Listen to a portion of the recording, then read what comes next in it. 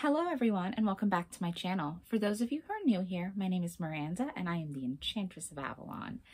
Today's video, which is my first November video, I can't believe it's already November. October went by just way too fast. As a lover of all things spooky and all things magical, I am very sad that the happiest time of year is over for this cycle, but there is more goodness to come, so I'm okay with that because we could live a spooky life every day of the year. So today's video is going to be about green goddess energy, green magic, earth magic, and how to really incorporate this Avalonian green priestess and enchantress energy into your life, and how to do so moving forward into the colder months of the year. So first off, I just recently really began getting in tune with this aspect of myself. I had always been fascinated with green magic and herbalism, but until I started taking my herbalism class back at the beginning of this year, I had no idea how just intrinsically I felt connected to this type of magic and to this type of healing and just this connection to the earth element and to the earth herself. It makes so much sense looking back because I've always, again, been fascinated by it. I've always loved being barefoot. I will prefer to be barefoot walking about in nature anytime I can. I always dreamed of getting married in the middle of the woods, which I did. And even astrologically, anyone who looks at my birth chart will see that I'm really heavy in the earth elements. I have a lot of fire in there too. There's a lot of Leo in there. I'm a Leo rising and I have 4 other placements in Leo, but I'm a Virgo sun and moon. Taurus is my midheaven point, and I have Uranus, Neptune, and my true node in Capricorn. So that's 7 placements in, or is it 6? Hold on. 1, 2, 3, 4, 6 placements in Earth on my chart. So people will be like, well, yeah, you obviously have this connection to Earth. But before this year, really, I always drew more towards water. And I still do have a deep connection with water and a deep and abiding love for water.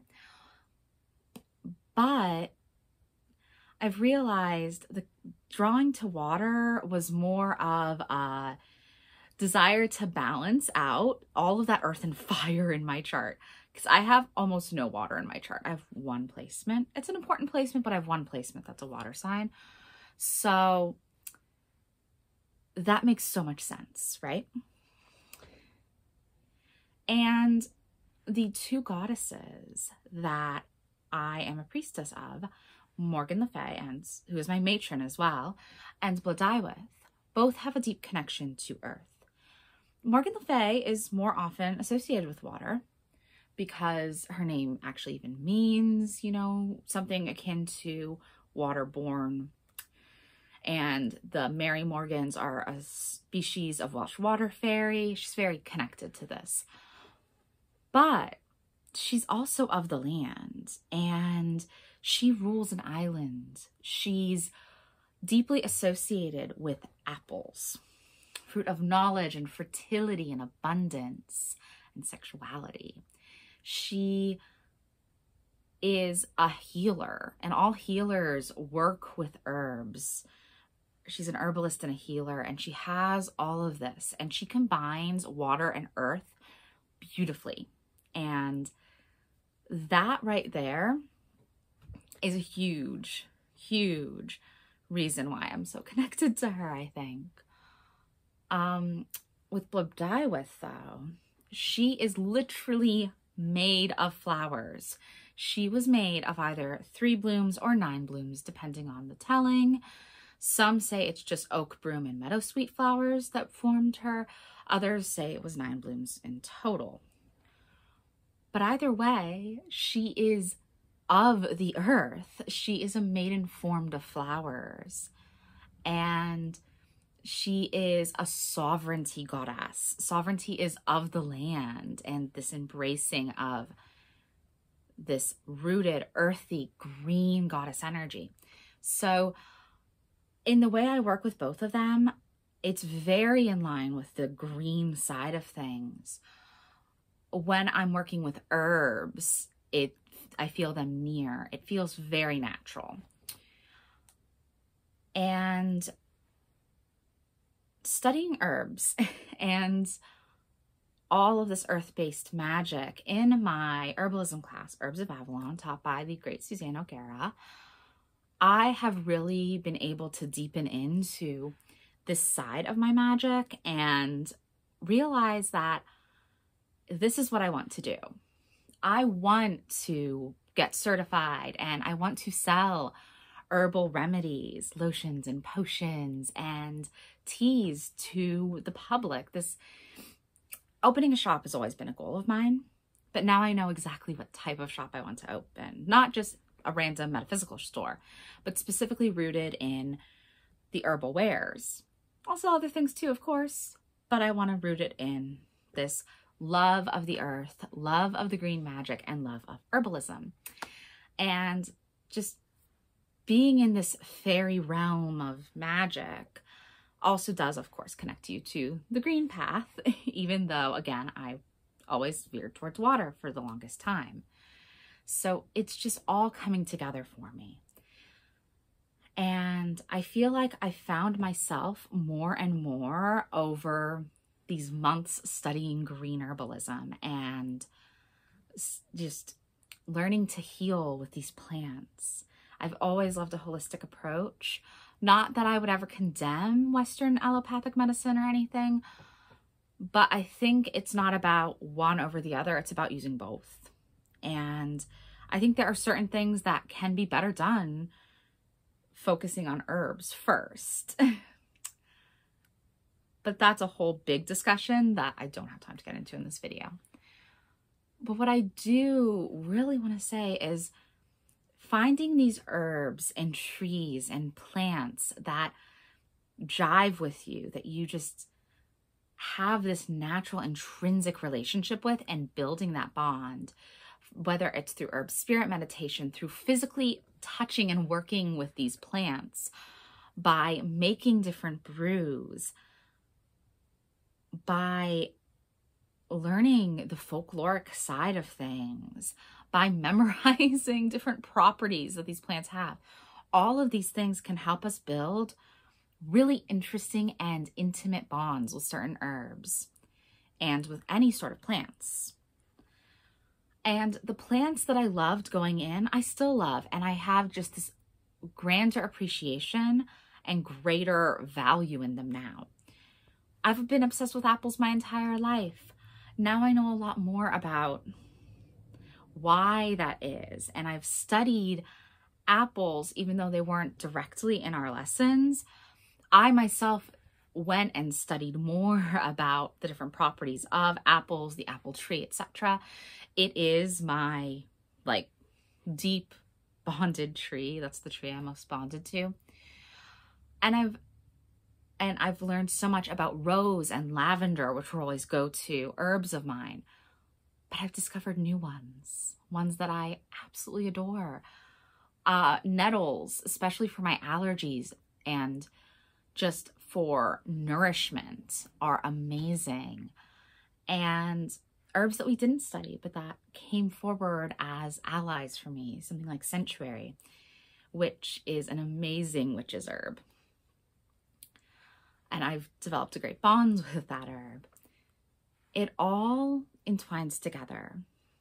And between taking my Herbs of Avalon class, joining the Sisterhood of Avalon, and deepening into all of this herb lore, I've really, as I said earlier, found myself. And I feel just more centered, more alive, and more truly at home in my own skin than I ever have felt before.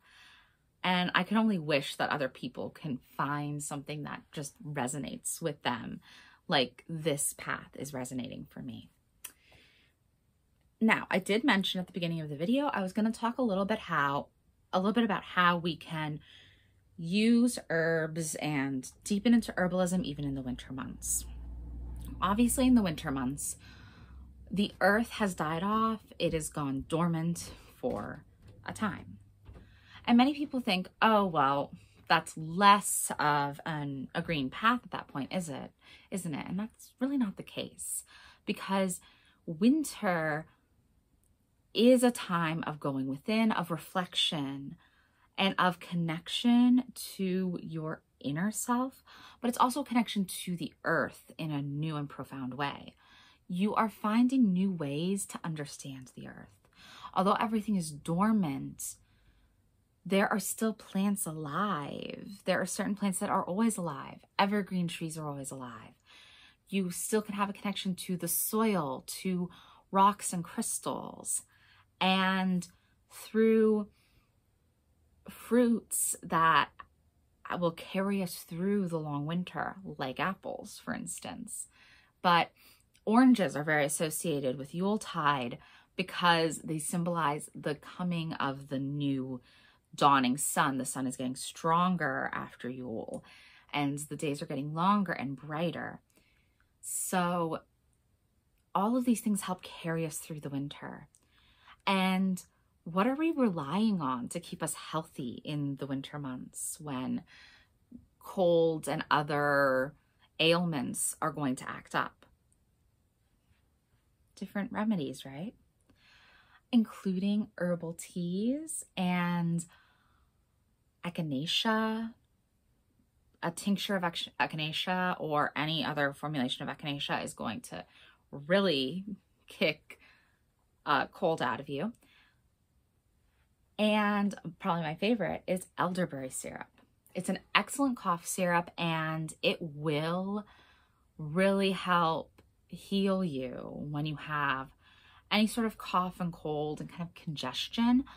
Elderberry is going to heal you. And plus, I have a special love for elderberry because elder is one of those very sacred, very fairy trees.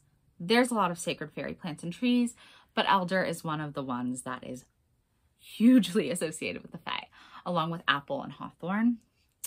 So that's how we connect with the green side of things in the winter. We rely on our dried herb supply. We make different syrups and tinctures to heal us moving forward into the winter months. And we get cozy, we ground in, and we go within, almost like going within the earth. It's a time of dying and death, where all the plants are dying around us. But when we die, we do get buried in the earth, no? And it is that energy of going back to the earth that's really happening at winter. In my opinion, winter is a very earthy time because it's that going within, and it is that getting to understand ourselves better, which is a very earthy energy. So I think that the green path is not just for seasons when flowers are in full bloom, and it has its own beauty and intricate nature no matter what time of year you're practicing. I do hope you've enjoyed this little late autumnal ode to the beauty of the green priestess and enchantress path. If you have liked this video, please do like, comment, subscribe, and check out my blog, whiteroseofavalon.life, for even more content. I will go ahead and post some of my blog posts in the description box below, along with all of my basic information, like my Discord server and the link to my tarot and oracle card reading services page. I do hope you have a wonderful week, everyone. Bye now.